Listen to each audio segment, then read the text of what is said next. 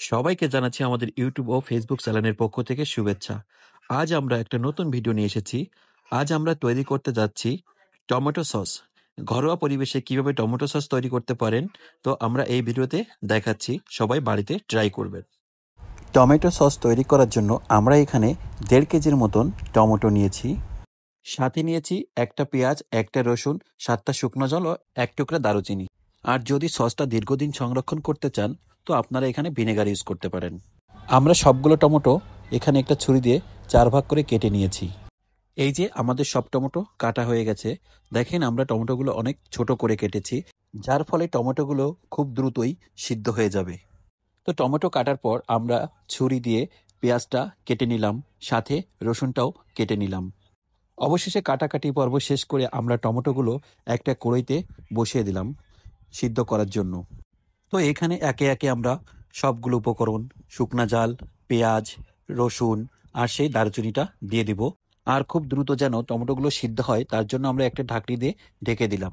তো 10-15 মিনিট পর উঠালাম। উঠানোর পর দেখলাম আমাদের টমেটোগুলো মোটামুটি একটা সিদ্ধ ভাব এসে গেছে। তো আরও কিছু সময় সিদ্ধ করব। আর এই সিদ্ধ করার সময় আপনারা একটু নেড়ে চেড়ে দেবেন, যাতে এটা খুব সুন্দরভাবে মিক্সড হয়ে যায়। ফাইনালি আমাদের টমেটো সিদ্ধ হয়ে গেছে। এই যে দেখেন লুকটা কত সুন্দর, নরম সফট হয়েছে। তো এটা এবার আমরা ব্লেন্ডারে দিয়ে ব্লেন্ড করে নিব। এই যে এই ব্লেন্ডার মেশিন দিয়ে আমরা এটা সুন্দরভাবে ব্লেন্ড করে নিয়েছিলাম। তো দেখেন ব্লেন্ড করার পর কত সুন্দরভাবে এটা মিশে গেছে। তো এইখান থেকে আমরা ছাঁকনির মাধ্যমে ছেঁকে নিব, যাতে করে যে টমেটোর খোসাটা থেকে যায় এবং পিওর টমেটোর গ্রেভিটা আলাদা হয়ে যায়। তো টমেটো পেস্ট ছাঁকনি দিয়ে ছাকার পর আমাদের এখানে 750 মতন টমেটো সসটা এসেছিল। তো এই সসটা এবার আমরা আবারও জাল দিব, তার জন্য কড়াইতে দিয়ে দিলাম। তো এখানে স্বাদের জন্য আমরা 1 কাপ পরিমাণ চিনি দিলাম।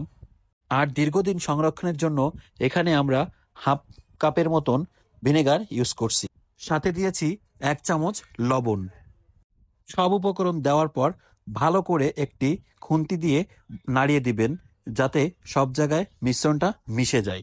তারপর 10 থেকে 15 মিনিটের মতন আবার জাল দিতে হবে এবং মিশ্রণটা ঘন হয়ে আসবে। দেখছেন আমার এই মিশ্রণটা ঘন হয়ে আসছে। আর একটু খেয়াল করতে হবে যেন তলায় এটা লেগে না যায়।